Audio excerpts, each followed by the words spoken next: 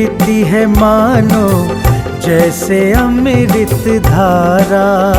जिन्हें की वाणी में खिरती है मानो जैसे अमृत धारा। उनके वचनों को सुनकर होगा अब कल्याण हमारा। उनके वचनों को सुनकर होगा अब कल्याण हमारा। शिरोमणि शिष्या के स्वर्ण से शब्दों ने जग तारा। ऐसी पूर्णमती माता को शत शत नमन हमारा। शत शत नमन हमारा। पूर्णमती माता तुम सा ना जग में कोई सहारा। पूर्णमती माता तुम सा ना जग में कोई सहारा। जिन वाणी चैनल कहता है धन्य है भाग्य हमारा। धन्य है भाग्य हमारा।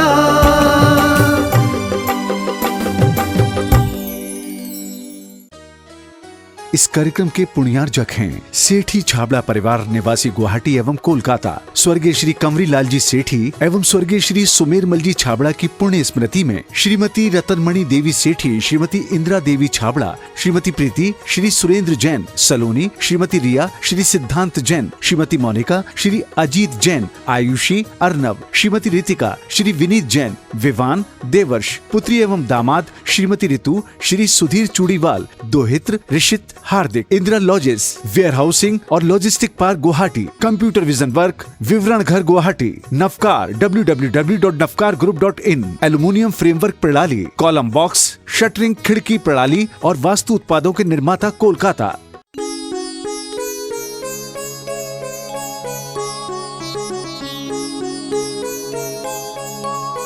यदि आपको अपना दर्द महसूस होता है तो समझ लीजिए कि आपके अंदर प्राण है।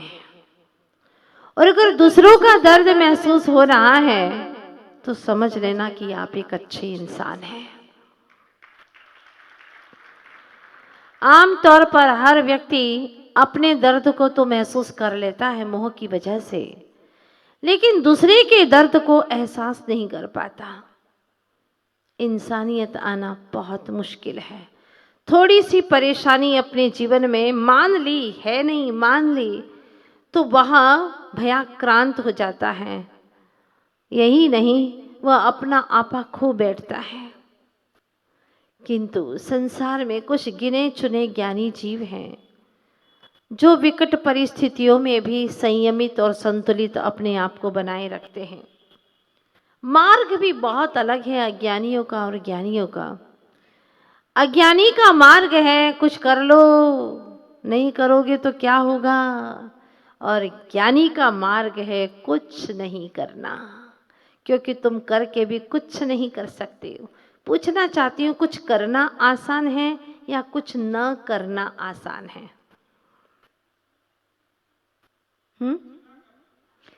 कुछ न करना। कुछ न करने का मतलब आप क्या समझते? दुकानदारी नहीं करना, हाथ पे हाथ धरे रहना, वो वाला नहीं। कुछ न करने का मतलब है कुछ विचार भी न करो। कुछ करना तो बहुत आसान है, दिन निकल जाता है पता ही नहीं चलता कुछ न कुछ करते करते। जिस दिन कुछ न करना हो तो दिन भारी पड़ता है, जैसे ये नहीं करना है आपको, भोजन नहीं करना हो, उपवास हो, दिन छूटता ही नहीं है। बहुत मुश्किल से दिन गुजरता है। काम धाम करते करते पता ही नहीं चलता समय कैसे निकल जाता है। लेकिन कुछ नहीं करना हो तो लगता है भगवान एक एक घंटा बड़ा मुश्किल हो रहा है, कैसे दिन निकालूं। क्योंकि टेव जो पड़ी हुई है कुछ न कुछ करने धरने की। कुछ काम नहीं होता तो कमरे में जाएगा, संदूक उठाएगा, खोलेगा, कपड़ों को बाहर निकालेगा, एक एक जेवर को देखेगा, आभूषणों को देखेगा, पहले नहीं देखा था क्या? कई बार देखा है, पर देखना, उसको थोड़ा सा साफ कर देना, आंखों से देख करके उसको तसल्ली मिलती है। अच्छे अच्छे कपड़े उसको देख लेता, तह खोलता है, फिर वापस तह लगा देता है, थोड़ी संतुष्टि हो जाती है। कुछ न कुछ करते रहने की आदत पड़ गई है। यह है संसार का मार्ग। बहुत आसान लगता है क्योंकि यहाँ पर काफी लोग चल रहे हैं। जहाँ काफी अच्छी खासी भीड़ है, उस रास्ते पर चलना आसान सा लगता है, उसमें भय भी नहीं लगता क्योंकि काफी लोगों की भीड़ है। लेकिन जो एकाकी रास्ता है, वहां पर चलने में भय लगता है। उसको लगता है कोई नहीं चल रहा है, कहीं रास्ता गलत तो नहीं है, संदेह हो जाता है। यही अंतर है संसार के पथ में और मुक्ति के पथ में। मुक्ति के पथ पर एकाकी जाता है, अकेला चलता है। अपदीपो भव, अपनी ही स्वयं की आत्मा को दीपक, अपने ही ज्ञान को दीपक बनाकर के चलना होता है। किसी का पदचिन्ह दिखाई नहीं देता, अकेले अपने यात्रा पथ को चुनना होता है और अपनी मंजिल भी अकेले की ही होती है। मोक्ष के मार्ग में अकेले ही अनुभव किया जा सकता है, किसी की हेल्प से कुछ नहीं हो सकता। जहां जहां तक हेल्प है, वहां तक हेल है। हाँ, हेल्प, किसी की मदद।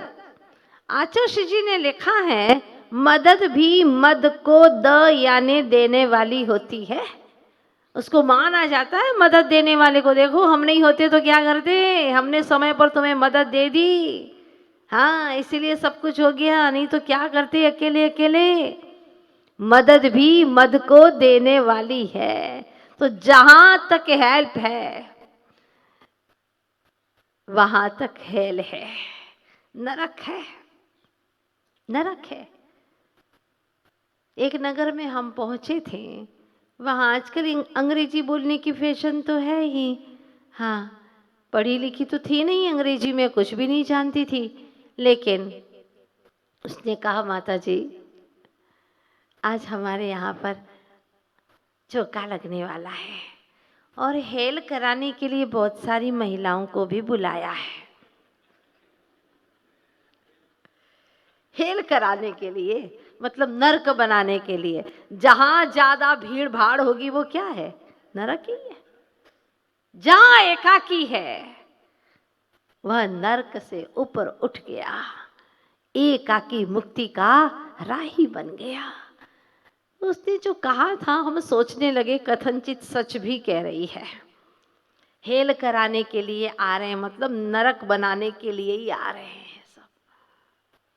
उसके भाव तो ठीक थे, उसका भाव यही था कि हेल्प कराने के लिए आ रहे हैं इतने सारे लोग हमारे, लेकिन अब क्या करूं, हेल्प के स्थान पर हेल बोल रही थी। ऐसा होता है कई बार ऐसा होता है। खैर, विषय अपना चल रहा है कि जितनी विचारों की भीड़ होगी उतना ही नरक बनेगा, और जितने विचारों की भीड़ छटती चली जाएगी और एक अकेला उपयोग में चैतन्य आत्मा, ज्ञायक आत्मा में परमानंदमयी आत्मा जब शेष रह जाएगा तो वहां नरक ही खत्म हो जाएगा। बहुत आगे की बात है। तो बात चल रही है संसारी और मुक्ति पथ की।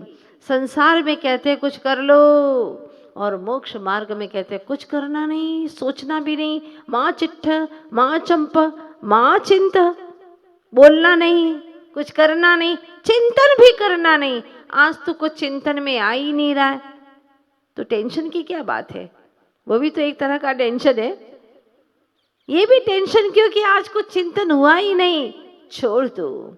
माँ चिंता मत करो। ये है हमारा जैन दर्शन, जिनेंद्र भगवान का मार्ग ये है कि वहाँ चिंतन भी नहीं होता। फिर अनावश्यक मन वचन काय की क्रियाएं करना, ये तो संसार की इस धू करके जलती हुई अग्नि की भट्टी में जलना है, भटकना है अनंत संसार में। संसारी कहता है खोजो खोजो, और मुक्ति का राही कहता है खो जाओ और खो जाओ। खोजने में, बाहर की खोज में दिमागी कसरत है और भीतर में खो जाने में आत्मा का आनंद है। संसारी कहता है घूमो, अगर नहीं घूमोगे तो तुम्हें ज्ञान कैसे होगा। बाप बेटे को समझाता है बेटा बाहर में जरा घूमो, घूमना सीखो, बाहर के लोगों से मिलना सीखो, तभी तो समझ पाओगे कि दुनिया है क्या। और मोक्ष मार्गी कहता है स्थिर हो जाओ, स्थिर हो जाओ तो तुम्हारा ज्ञान 3 लोक अलोक में भी घूम जाएगा, लोक अलोक में तुम्हारा ज्ञान व्याप्त हो जाएगा। स्थिर हो जाओ, स्थिर होने में ही आनंद है। बोझ खत्म हो जाएगा, थकान खत्म हो जाएगी। संसारी कहता है इकट्ठा करो, समय मौके पर काम में आएगा। और मोक्ष का राही कहता है त्याग करो, तुम्हारा कुछ है ही नहीं, तुम्हारा ज्ञान ही अंत तो गत्वा तुम्हारे काम में आता है। ज्ञान काम नहीं कर रहा और पागल के नाम पर अरबों रुपया कर दिया तो क्या करेगा वह? वो पागल करेगा क्या बताओ? कुछ नहीं। हमने देखा अपनी आंखों से, पिता ने अपने बेटे के नाम पर लगभग 1.5 करोड़ का मकान करके गया था। पिता मर गया, माँ भी चली गई, अकेला बेटा, और वो पागल हो गया। पागल हो गया, उसने किसी ने बहला फुसला करके 10,000 में पूरा मकान खरीद लिया और उसको दिन भर में खिलाया पिलाया, 10,000 रुपया एक दिन में फूंक डाला उसने। तो ज्ञान जिसका काम नहीं कर रहा है उसके लिए कितना भी इकट्ठा कर ले वो क्या काम का। इसीलिए मोक्ष का राही कहता है त्याग करो और संसार का राही कहता है इकट्ठा कर लो। संसारी कहता है कि परिचय बढ़ाओ, लोगों से मिलो, और मोक्ष का राही कहता है बाहर का परिचय छोड़ दो। अति परिचया अवज्ञा, जितना बाहर का परिचय करोगे उतनी तुम्हारी अवज्ञा होने वाली है। तुम्हारे भावी परमात्म तत्व की, तुम्हारी चेतन आत्मा की अवहेलना होगी, अवज्ञा होने वाली है, इसलिए छोड़ दो। हमारे इस ज्ञान धारा के नायक बालक विद्याधर सही बिल्कुल रास्ते पर चल रहे हैं और मुक्ति के सोपान की ओर बढ़ते चले जा रहे हैं। देखिए ना, कल यहाँ पर मालिक को हिदायत दी थी कि जो कुछ भी काम करो देख करके करो, और कल ही जो शिक्षा दी और उसकी परीक्षा भी हो गई। छिपकली की रक्षा कर ली उसने, बड़ा खुश हुआ। तेज बारिश के दिनों में ग्रंथ ले आते मंदिर से घर जा नहीं सकते बाहर, इसीलिए स्वाध्याय करते रहते घर के अंदर। स्वाध्याय उपरांत कोमल मयूर पंख ले, आंखों से देख परिमार्जन कर, विनय पूर्वक अहोभाव से करके विराजमान त्रियोग से करते नमन। वाह, तुम्हारे घरों पर जिनवाणी पर धूल लग रही है, कपड़ों पर नहीं, जिनवाणी पर। खाने पीने की वस्तुओं पर नहीं, जिनवाणी के ऊपर। क्यों? क्योंकि उसको उठाने का समय ही नहीं है। दिवाली आती एक बार उसकी धूल झाड़ देते हैं, फिर साल भर में लगती है, लगेगी तभी तो झाड़ेंगे ना, इसीलिए लगने देते हैं।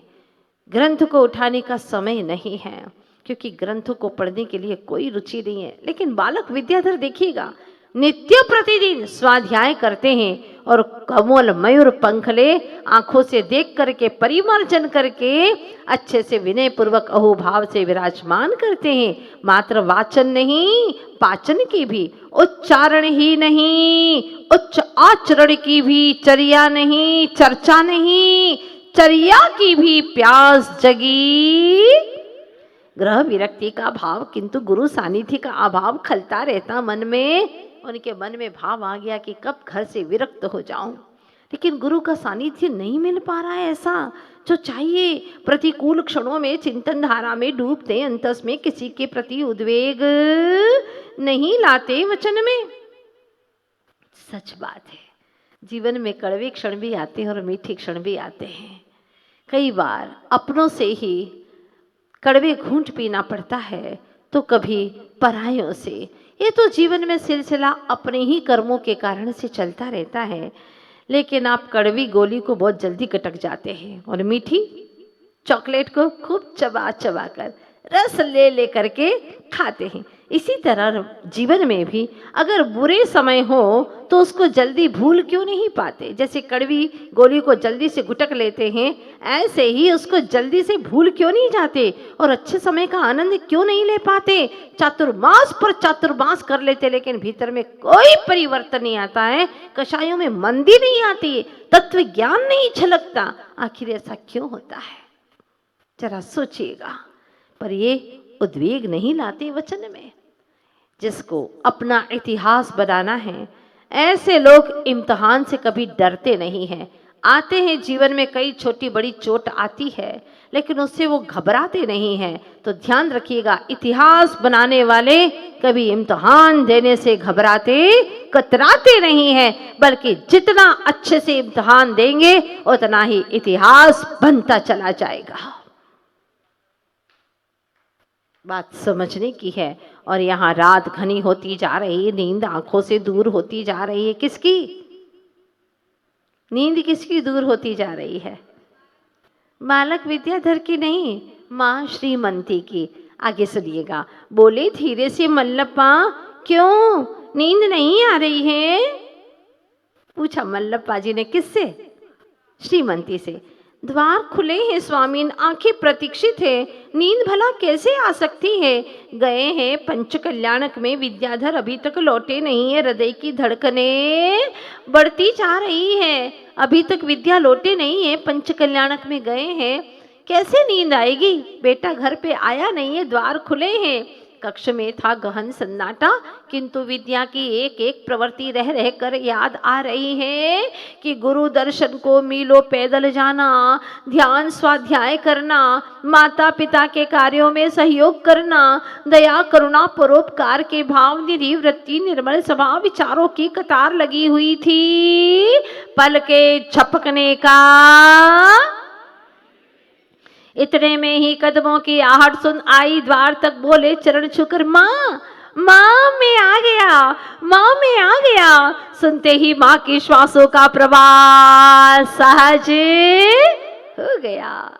स्वास्थ्य संपदा सौंदर्य संपन्नता, ध्यान से सुनिएगा एक शब्द। स्वास्थ्य संपदा सौंदर्य संपन्नता परिवार प्रतिष्ठा, यह सबको समान संभव है, क्योंकि सबको समान नहीं मिलता है। किंतु समय एक ऐसी निधि है जो मिलती है सबको। 4 महीने आपको भी मिले, 4 महीने हमको भी मिले, 4 महीने गुरुदेव को भी मिले हैं, लेकिन गुरुदेव कहाँ पहुंच रहे हैं? अपनी अंतर यात्रा में, अंतर जगत में। और आप लोग कहाँ पहुंच रहे हैं? सोचिएगा। जो विशुद्धि के क्षण बने हैं वो तुम्हारी बपोती है, तुम्हारी संपत्ति है। और विशुद्धि बढ़ा करके तुमने अपने परिणामों का घाटा कर लिया तो तुमने सारा पानी फेर दिया, कुछ हासिल नहीं हो पाया। जानता है इसका जो मूल्य वह कर लेता है सदुपयोग, नहीं जानता जो समय का मोल वह करता है पल पल दुरुपयोग। समय की गति को जानते थे वह, जीवन की प्रकृति चाहते थे वह, धधकती आग की लपटों से। बहुत सुंदर कविता है, ध्यान से सुनिएगा।